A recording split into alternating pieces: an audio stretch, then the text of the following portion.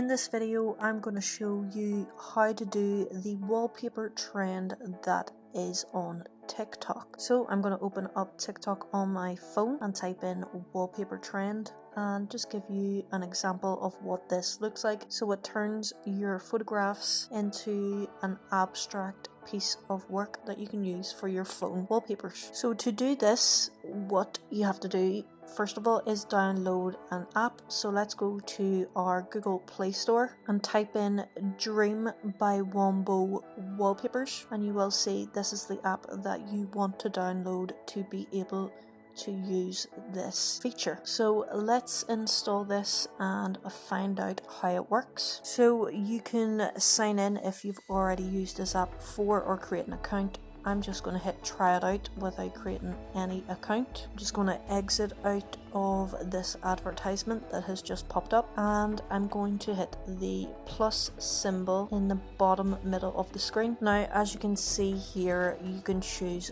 different art styles. So there's steampunk, surreal, fantasy art, and so on. You can pick a type of art style that you like the look of, and then whenever you've done that, scroll a little until you see where it says select image. Now the app will need to get use of your photo gallery, so I'm going to hit allow, and I'm just going to select a random image here. You can zoom in and out and pinch the corners to make this bigger or smaller, and when you are satisfied with the picture, hit the next button. So you also have a choice of adjusting the influence, so whether you want the photograph to have some effect on the final artwork. You can choose between weak, normal and strong. Select the option which best suits you, and before you can create the artwork you will have to enter a prompt in here, and it does say type anything, so I'm just going to type in dog and now hit create. So the